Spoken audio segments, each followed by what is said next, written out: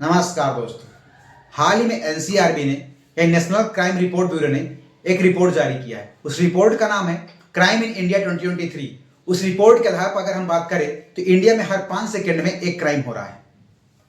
साल 2023 में टोटल 62.4 लाख यानी कि 62.4 लाख केसेस रजिस्टर्ड हुए हैं, जो कि 2022 से कंपेयर में 7.2% केसेस इंक्रीज हुए हैं। पिछले 10 सालों में इस बार सबसे ज्यादा क्राइम रेट इंक्रीज हुआ है। अगर हम पॉपुलेशन वाइज क्राइम रेट देखें तो साल 2022 में हर 1 लाख में 442 लोगों के साथ अपराध हुआ है, वहीं 2023 में हर 1 लाख में 448 लोगों के साथ अपराध हुआ है। यह सिर्फ एक डेटा नहीं है, बल्कि आम पब्लिक की बढ़ती असुरक्षा का प्रमाण है। मेन स्ट्रीम मीडिया से लेकर के सोशल मीडिया तक एक परसेप्शन बनाने की पुरजोर कोशिश की गई कि योगी जी के रहते हुए यूपी में लॉ एंड ऑर्डर एकदम दुरुस्त है, यानी योगी जी के राज में क्राइम बिल्कुल कम हो गया है।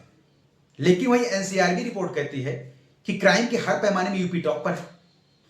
अगर हम महिलाओं पे अपराध के टॉप 5 राज्यों की बात करें तो यूपी नंबर 1 पे आता है। जहां एक तरफ मोदी जी कहते हैं कि देश सुरक्षित हाथों में है, वहीं योगी जी कहते हैं कि क्राइम को लेकर के हमारे जीरो टॉलरेंस पॉलिसी है। लेकिन महोदय, ये रिपोर्ट तो कुछ और ही कह रही है। ये मैं नहीं कह रहा हूं, ये होम मिनिस्ट्री की रिपोर्ट कह रही है। एनसीआरबी रिपोर्ट होम मिनिस्ट्री के अंडर में पब्लिश होती है, यानी इस रिपोर्ट को होम मिनिस्ट्री पब्लिश करती है। मर्डर, किडनैपिंग, दहेज हत्या, इन सभी मामलों में यूपी टॉप पर है। और वहीं अगर हम साइबर क्राइम की बात करें तो साइबर क्राइम में बेंगलुरु नंबर 1 पे है, दूसरे में चेन्नई और तीसरे में मुंबई है। फार्मर सुसाइड, अगर किसानों की आत्महत्या की बात करें तो साल 2023 में 10,700 किसानों ने आत्महत्या किया है, जो कि एक कृषि प्रधान देश के लिए सबसे शर्मनाक बात है। इसमें 38.5% महाराष्ट्र एंड 22.5% कर्नाटक के किसानों ने आत्महत्या किया है।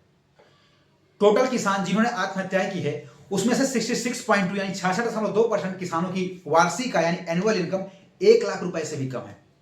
वहीं अगर हम एसटी यानी शेड्यूल्ड ट्राइब आदिवासियों की बात करें तो 2022 और 23 के बीच में लगभग 29% क्राइम रेट बढ़ा है, यानी देश का आदिवासी आज भी सबसे ज्यादा असुरक्षित है। वहीं अगर हम एससी यानी दलितों की बात करें तो उनकी हालत भी बहुत गंभीर है।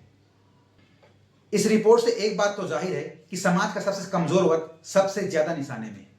21वीं सदी में अगर आज भी जाति के नाम पर उत्पीड़न होता है तो देश की तरक्की में एक तमाचा है। जय हिंद दोस्तों।